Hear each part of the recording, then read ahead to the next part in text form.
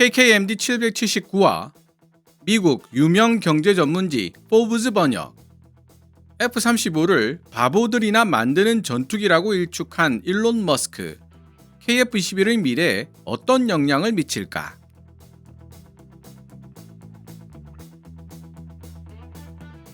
F-35는 바보들이나 만드는 전투기다. 세계적 기업 테슬라와 스페이스X를 이끌고 있는 기업인이자 트럼프 대통령의 초대 정부 효율부 공동수장으로 내정된 일론 머스크가 한때 트위터라 불렸던 플랫폼 X에서 내뱉은 말입니다. 너무 많은 사람들을 만족시킬 수 있도록 너무 많은 기능을 요구받았기 때문에 설계 단계에서 이미 망가질 수밖에 없었던 전투기가 바로 F-35다. 그 결과 F-35는 비싸고 복잡한 만능 기계로 만들어졌지만 정작 뛰어난 한 가지가 없는 전투기로 만들어지고 말았다. 고 독서를 퍼부은 일론 머스크 덕분에 F-35를 생산하는 록히드 마틴의 주가가 3% 이상 떨어지기도 했죠. 동시에 일론 머스크는 먹고 자고 휴식을 취해야 하는 인간 조종사라는 한계를 지닌 유인 전투기는 미사일 혹은 폭탄 투하의 사거리를 확장하는 데도 매우 비효율적인 수단이다. 이에 비해 재사용 가능한 드론은 인간 조종사라는 제한 없이 모든 것들을 구현시킬 수 있다. 그리고 러시아 우크라이나 전쟁이 입증했듯이 정교한 지대공 미사일이나 무인 드론을 보유하고 있다면 전투기가 손쉽게 격추되는 세상이 되기도 했다. 고 덧붙이며 유인 전투기는 이제 구시대적 발상이라고 공격하고 있습니다. 세계 최강이라 일컬어지며 모든 나라들이 가지고 싶어하는 최첨단 전투기 F-35 라이트닝2에 대한 일론 머스크의 발언을 우리는 어떻게 받아들여야 하는 것일까요? 정말로 유인 전투기 시대의 종말이 다가오고 있는 것일까요? 아니면 군 알모신 유명 기업인의 설레발에 불과한 것일까요? 마침 미국의 유명 경제 전문지 포브즈가 2024년 11월 26일 일론 머스크의 발언에 대해 분석한 기사를 게재했습니다. 일론 머스크 calls F-35 builders idiots, favors drone swarms. F-35 제작자들을 멍청한 바보들이라고 부른 일론 머스크, 군집 드론을 선호하다 라는 헤드라인으로 작성된 이 기사는 KF-21 보라매의 미래에 대해 추론할 수 있는 좋은 소재들 또한 던져주고 있습니다. 먼저 포브즈가 게재한 기사를 살펴본 후 제 생각을 간단하게 말씀드리도록 하겠습니다. 포브즈 기사 원문은 노란색 글자로 제 개인적인 사견이나 역주는 하얀색 글자로 표시됩니다.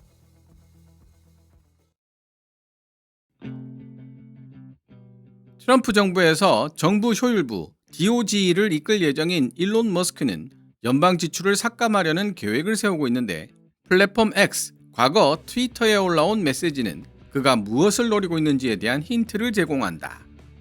머스크는 2조 달러, 한화 2,800조 원 정도의 예산을 절감하기를 원하고 있으며 이런 그의 생각은 미국의 거대 방위 산업체들, 그 중에서도 최소한 몇몇 업체들에게 큰 리스크로 작용할 가능성이 높아 보인다. 특히 머스크는 미국이 가장 중요한 전투기로 여기고 있는 F-35에 대해 큰 불만을 가지고 있는 것처럼 보이며 몇 번의 트윗으로 F-35를 생산하는 록히드 마틴의 주가를 3% 이상 떨어뜨리기도 했다. 머스크의 정부 효율 부대 스텔스. 일요일에 게시한 포스트에서 수백 대의 소형 드론이 편대를 이루어 비행하고 있는 영상을 소개한 머스크는 한편 어떤 바보들은 아직도 F-35 같은 유인 전투기를 만들고 있다고 말했다. 머스크는 후속 게시물을 통해 자신이 생각하는 F-35의 결함에 대해 자세히 설명하면서 다음과 같이 말했다. F-35 설계는 소요 단계에서 이미 망가질 수밖에 없었다. 너무 많은 사람들을 만족시킬 수 있도록 너무 많은 기능을 요구받았기 때문이다. 그 결과 F-35는 비싸고 복잡한 만능 기계로 만들어졌지만 정작 뛰어난 한 가지가 없는 전투기가 되고 말았다. F-35를 통해 얻어낼 수 있는 다양한 결과들 중에 성공이란 결과는 없었던 것이다. 게다가 다가오는 드론 시대의 유인 전투기는 어차피 시대에 뒤떨어진 쓸모없는 존재가 될 것이다. 조종사만 죽어나갈 뿐이지. 그는 비단 F-35뿐만 아니라 조종사가 탑승하는 모든 유인 항공기는 시대에 뒤떨어진 존재가 될 수밖에 없다고 설명한다. 유인 전투기는 미사일 혹은 폭탄 투하의 사거리를 확장하는 데 매우 비효율적인 수단이다. 재사용 가능한 드론은 인간 조종사라는 제한 없이 이 모든 것들을 구현시킬 수 있다. 그리고 러시아 우크라이나 전쟁이 입증했듯이 적대 세력이 정교한 지대공 미사일이나 무인 드론을 보유하고 있다면 전투기가 손쉽게 격추되는 세상이 되기도 했다. 물론 유인 전투기가 도움이 되는 부분도 있다. 공군 장교들에게 일자리를 준다는 면에서 무인 드론보다는 유인 전투기가 훨씬 더 효과적이다. 트위터는 심도 깊은 토론을 하기에 적절한 플랫폼이 아닌데다 제대로 된 정보에 입각한 후속 의견도 거의 보이질 않았다. F-35를 지지하는 사람들뿐만 아니라 머스크의 의견에 공감하는 사람들 역시 각자의 의견에 너무나도 깊이 매몰된 나머지 의견의 벽을 넘어 서로의 입장을 관찰해볼 생각조차 하지 않는 것처럼 보인다. 일론 머스크의 F-35 반대 발언은 다음과 같은 외침과 함께 최고조에 달했다. 미국이 만든 무기 시스템들 중 일부는 비록 값비싸기는 해도 성능 하나는 끝내준다. 그러나 F-35는 아니다. 신의 이름을 걸고 역사상 최악의 가성비를 지닌 F-35 프로그램은 반드시 중단되어야 한다. F-35와 드론이 정확히 어떤 일을 해낼 수 있는지 이해하는 데 전혀 도움이 되지 않고 종종 부족한 정보에 근거한 잘못된 논의들도 너무 많았다. 여기서 정말 중요한 문제는 무엇일까? 기술적 문제. F-35의 개발 과정을 단순하게 문제가 많은 프로그램 정도로 묘사한다면 이는 엄청나게 절제된 표현이 될 것임에 틀림없다. F-35는 끝없이 이어지는 1년의 지연과 비용 초과 그리고 기술적 결함을 겪어왔다. F-35 프로그램은 당초 일정보다 10년 이상 지연되고 정해진 예산도 1,800억 달러, 한화 258조 원 이상 초과한 것으로 추정되고 있지만 미 국방부 시험평가국의 연례 보고서에 따르면 신뢰성, 유지 보수 및 가용성 확보에 여전히 어려움을 겪고 있다. 그럼에도 불구하고 F-35 프로그램은 계속 진행되었다. 비평가들은 단순히 지금까지 투자된 돈과 대안 부족이 F-35를 결코 실패시킬 수 없는 대마 불사 프로그램으로 만들어버렸다고 말하고 있지만 지금까지 1,000대 이상의 F-35가 조달되었고 실제 전투에서도 성공적으로 사용되었다.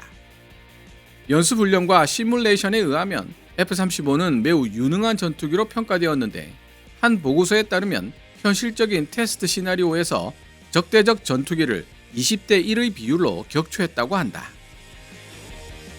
F-35가 가격도 너무 비싸고 성능 면에서도 과대평가되고 있다는 주장이 옳은지 아니면 반대로 부당하게 비판받고 있다는 주장이 옳은지에 대한 논란은 그 어느 때보다 시끄럽다. 1조 달러, 현재 환율로 한화 1,300조 원이 넘는 돈이 들어간 F-35 프로그램이기 때문에 이런 논란은 누구라도 예상할 수 있는 결과일 것이다. 머스크는 F-35에 결함이 있다고 보는 이유에 대해 별다른 설명을 하지 않았지만 다른 트윗을 통해 레이더로 탐지하기 어렵게 만드는 스텔스 기술의 한계에 대해 언급한 사례는 있다.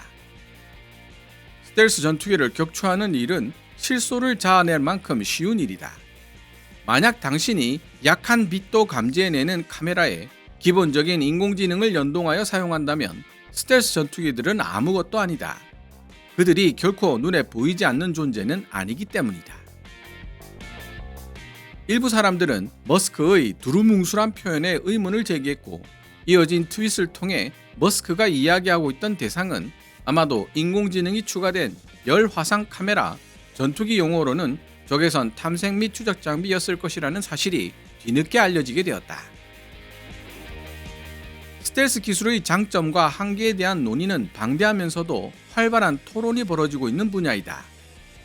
스텔스 기술을 두고 죽은 기술이라고 과소평가하거나 없어서는 안 될 필수적 기술이라고 과대 포장하는 것 역시 타당하지 않다. 적어도 러시아 스텔스 전투기 수-57이 우크라이나 전쟁에 등장하지 않았고 러시아가 자랑하던 스텔스 공격 드론이 참담하게 실패했다는 점에는 주목할 가치가 있을 수 있다. 미국의 스텔스 전투기 F-35가 우크라이나 전쟁과 비슷한 전장에서 얼마나 뛰어난 혹은 얼마나 형편없는 능력을 선보이게 될 것인지는 또 다른 문제이다. 그러나 머스크의 주장이 옳은지 그른지는 중요한 논점이 아닐 수도 있다. 그는 정부 지출 초과를 줄이는 책임을 맡게 되었고 예산이 삭감되어야 마땅하다고 생각하는 프로그램을 이미 파악한 듯이 보인다. 이제 보다 중요한 문제는 생각한 대로 예산 삭감을 단행할 수 있는 힘과 영향력을 과연 머스크가 실제로 보유하고 있을지 여부라고 할 수 있다. 승자와 패자, 다가오는 군집 드론의 시대.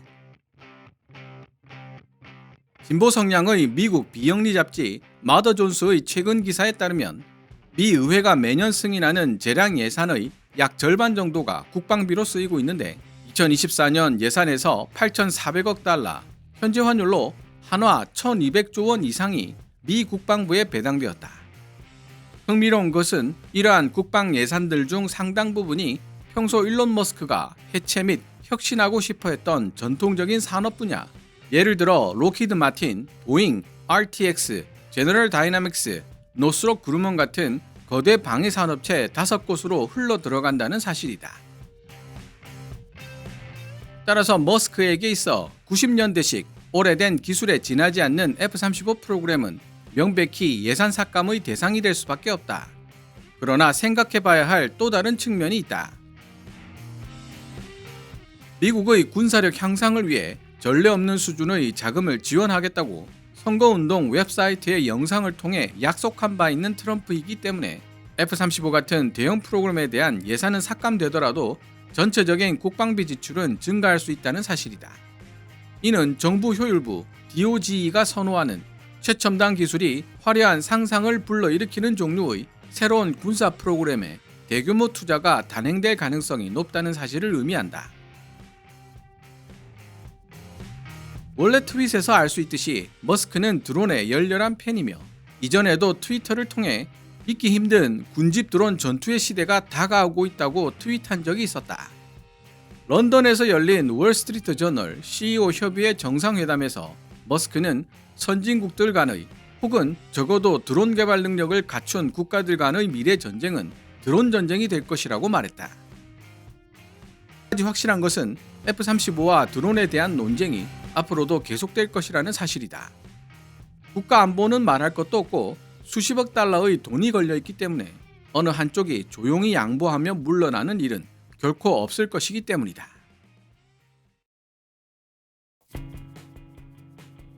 지금까지 미국의 유명 경제 전문지 포브스가 2024년 11월 26일에 게재한 기사를 번역해 보았습니다. 기사를 읽고 난 후 정말로 유인 전투기 시대의 종말이 다가오고 있는 것인가? 아니면 군알 모신 유명 기업인의 설레발에 불과한 것인가? 라는 질문에 대해 아직 알 수 없다고 답할 수밖에 없다는 생각이 들었습니다. 포브즈 기사를 통해 미국 내에서도 아직 제대로 된 논의가 시작되지 못하고 있는 분야임을 확인할 수 있기 때문입니다. 그러나 포브즈가 지적하고 있듯이 더 중요한 질문은 트럼프 행정부에서 F-35의 미래가 과연 밝을 수 있을지 여부라는 생각이 들었습니다. 그리고 F-35의 미래는 대한민국이 만들고 있는 차세대 전투기 KF-11 보라매의 미래에도 큰 영향력을 발휘할 것이 분명하기에 짚고 넘어가야 할 필요가 있을 것 같습니다. 일론 머스크가 자기 생각대로 일을 추진하기 위해서는 로키드 마틴, 보잉, RTX, 제너럴 다이나믹스, 노스롭 그루먼으로 대표되는 미국 방산업계 빅5 및 그들과 긴밀하게 연결되어 있는 미 공군의 반발을 억누를 수 있는 강력한 정치적 권한과 뒷배가 필요합니다. 만약 도널드 트럼프 대통령이 일론 머스크에게 그 정도로 강력한 권한을 나눠주지 못한다면 F-35는 지금과 큰 차이 없는 입지를 유지하게 될 것이고 KF-11 보라매의 미래에도 큰 변화가 발생하지는 않을 것으로 생각됩니다. 문제는 일론 머스크가 도널드 트럼프로부터 강력한 권한을 부여받고 F-35의 생산량이 급격히 감소하는 등 입지에 큰 지각 변화를 일으키는 경우인데요. 이 경우 KF-11 보라매의 미래에도 큰 변화가 발생하게 될 가능성이 높아집니다. 일론 머스크가 원하는 대로 일이 진행된다면 F-35 프로그램은 대대적인 예산 삭감을 각오할 수밖에 없고, 이는 곧 생산량 감소로 이어지게 될 것입니다. 감소된 생산량은 규모의 경제 실현을 방해하여 F-35 도입 가격을 끌어올리게 되겠죠.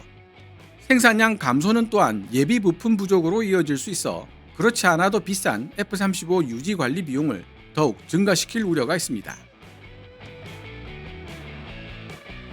이러한 시나리오의 경우 KF-21 보람에 특히 내부 무장창이 탑재되고 안테나와 센서 등이 내부로 수납되는 스텔스 전투기로 개량된 KF-21EX 버전은 예산이 넉넉하지 못한 국가들 사이에서 F-35를 대체할 수 있는 대용품으로 더 큰 인기를 누리게 될 가능성이 있습니다.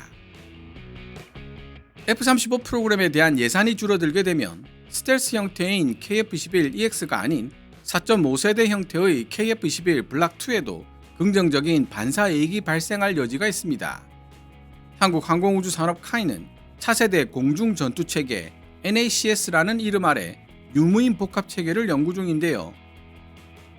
한국경제신문이 2024년 7월 29일 게재한 김동연의 K-웨펀 칼럼 내용에 따르면 차세대 공중전투체계 NACS는 크게 3단계로 나뉘어 진행될 예정입니다. 차세대 공중전투체계 1단계 NACS-1은 우선 KF-11에 유무인 복합 데이터 링크를 적용하고 소모성 다목적 무인기 AAP를 운용하는 것을 목표로 삼고 있습니다. 차세대 공중전투체계 2단계 NACS-2는 소모성 다목적 무인기 AAP에 더해 무인전투기 UCAB, 일명 로열 윙맨까지 위성으로 연결해 함께 운용할 것으로 예상됩니다.